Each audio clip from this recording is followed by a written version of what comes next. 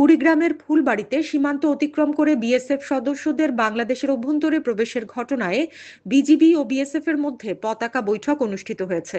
শনিবার উপজেলার গোরখমণ্ডল সীমান্তে দুপুর 1টা থেকে প্রায় ঘণ্টাব্যাপী এ পতাকা বৈঠক অনুষ্ঠিত হয়।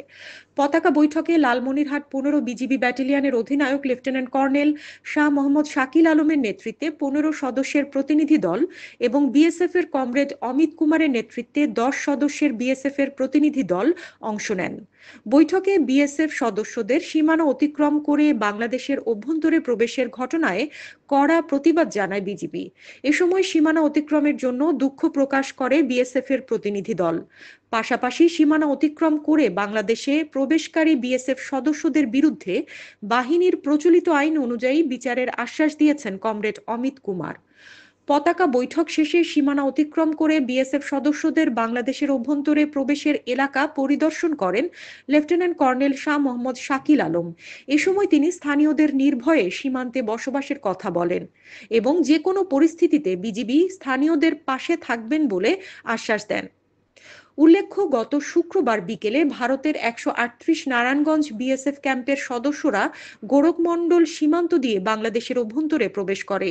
এ সময় বাংলাদেশিরা তাদের বাধা দিলে বিএসএফ সদস্যরা উত্তেজিত হয়ে তাদের মারধর করে।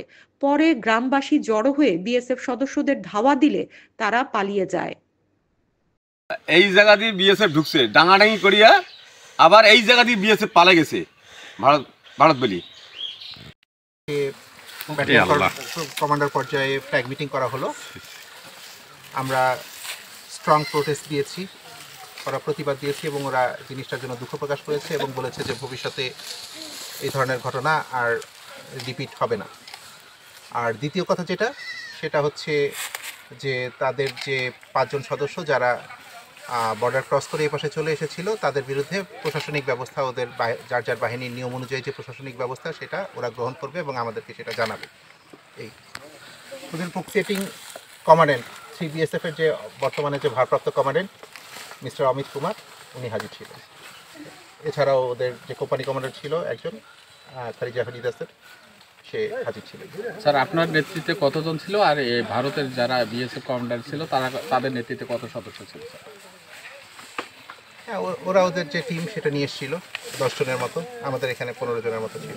আমরা এখন পরিস্থিতি স্বাভাবিক, শান্ত এই মুহূর্তে পরিস্থিতি শান্ত। ওরা জানে, ওরা এই জিনিসটা ইনভেস্টিগেট করছে ওদের মতো করে, আমরা আমাদের মতো করে ইনভেস্টিগেট করছি। স্যার, 2018 সালে করার কোনো কারণ নেই। আমরা আছি, আমরা সবসময় আপনাদের সাথে আছি, আপনাদের পাশে আছি।